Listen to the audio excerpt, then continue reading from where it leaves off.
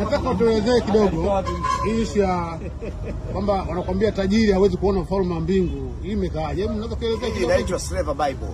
Slave Bible. Hii ni Slave Bible. Habari hizi kama umeshatengeneza Bible.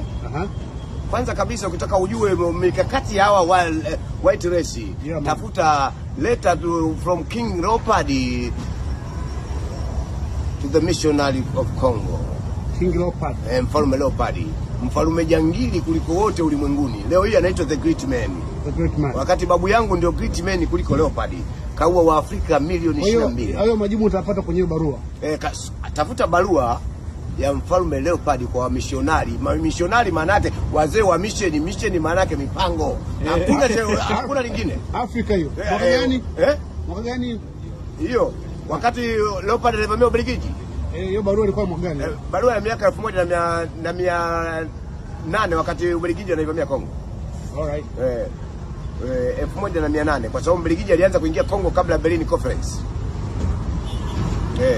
Maana Bismarck alitisha mkutano wa mwaka 1880 ngapi? 83 84 84.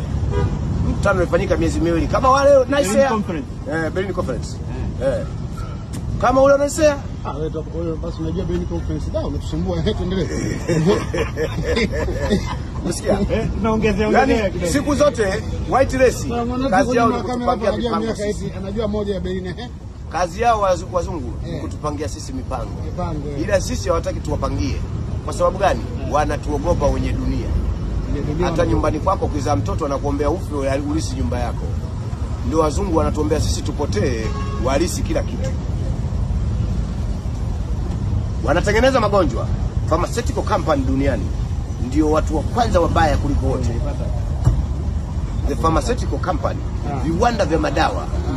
Hawa ili watengeneze dawa lazima wafanye majaribio. Hakuna majaribio duniani yanayofanyika ya dawa zaidi ya kumfanyia Mwafrika, kwa sababu ndio mwenye gene pekee ambayo inaweza katibu wote. Tunafanyia Mwafrika napita. Itakuwa imepita. Lakini pita sipanya. Petrol Kigiriki lakini. Kigiriki pita nipanya. Ndio rati. Pita nipanya. Pita Kigiriki panya. Hawatokubali kwa sababu wale unaelewa?